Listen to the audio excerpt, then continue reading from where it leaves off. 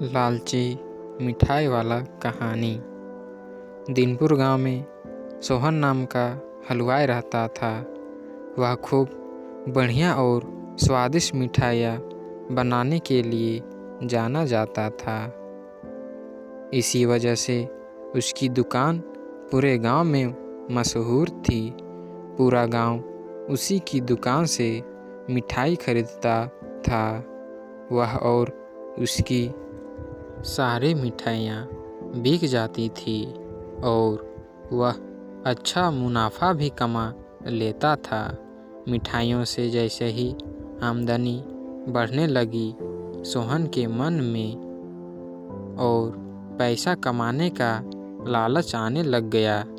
अपनी इसी लालच के चलते उसे एक तरकीब सूझी। वह शहर गया और वहाँ से एक दो चुंबक के टुकड़े लेकर आ गया। उस टुकड़े को उसने अपनी तराजू के नीचे लगा दिया। इसके बाद एक नया ग्राहक आया, जिसने सोहन के पास से 1 किलो जलेबी खरीदी। इस बार तराजू में चुंबक लगाने की वजह से सोहन को अधिक मुनाफा हुआ। उसने अपनी इस तरकीब के बारे में अपनी पत्नी को भी बताया, लेकिन उसकी पत्नी को सोहन की यह चालाकी अच्छी नहीं लगी। उसने सोहन को समझाया कि उसे अपने ग्राहकों के साथ इस तरह की धोखेबाजी नहीं करनी चाहिए, लेकिन सोहन ने अपनी पत्नी की बात बिल्कुल भी नहीं सुनी।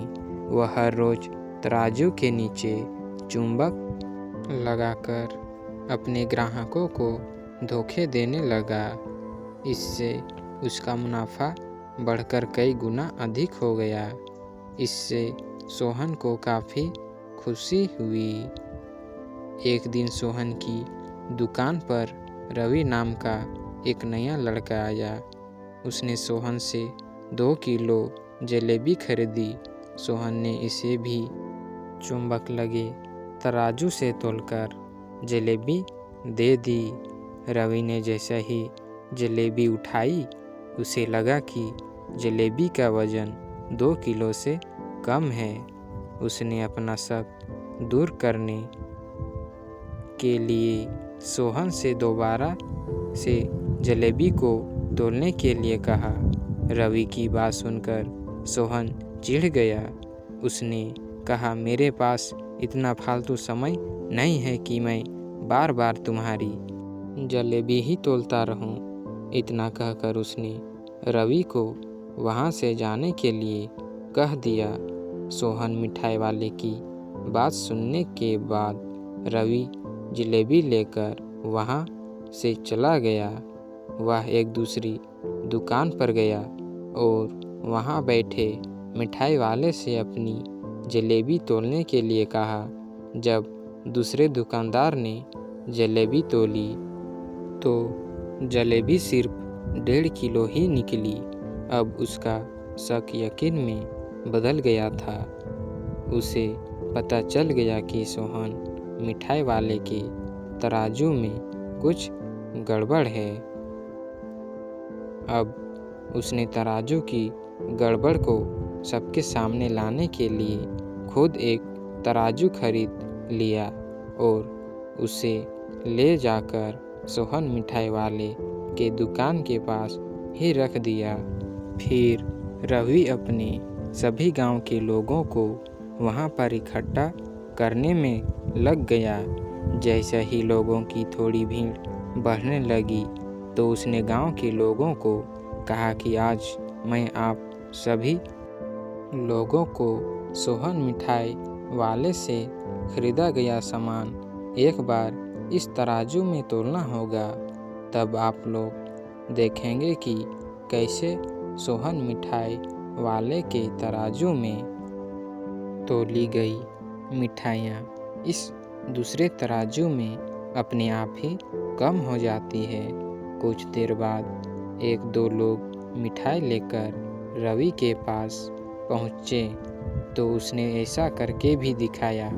इसके बाद सोहन के दुकान से जिसने भी मिठाई खरीदी थी, सभी ने रवि के तराजू में तोलकर देखा तो सबकी मिठाइयाँ 250 ग्राम से लेकर आधा किलो तक कम निकली।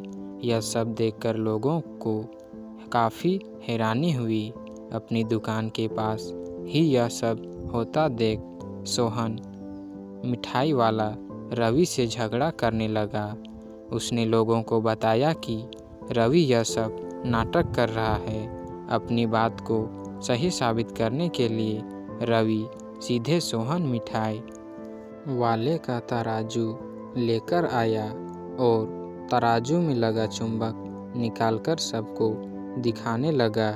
यह देखकर गांव वालों को बहुत गुस्सा आया। सबने मिलकर उस लालची मिठाई वाले को अपनी लालच और उसके कारण की गई गलत हरकतों पर पछतावा हो रहा था। उसने अपने गांव के सभी लोगों से माफ़ी मांगी और वादा भी किया कि भविष्य में वे ऐसी कोई भी जालसाजी नहीं करेगा। सोहन की इस धोखेबाजी से पूरा गांव नाराज था, इसलिए लोगों ने उसकी दुकान में जाना काफ़ी कम कर दिया। इधर सोहन के पास पछताने के अलावा कुछ और नहीं बचा, क्योंकि वो पूरे गांव वालों का भरोसा खो चुका था। कहानी से सीख, कभी भी लालच नहीं करना चाहिए।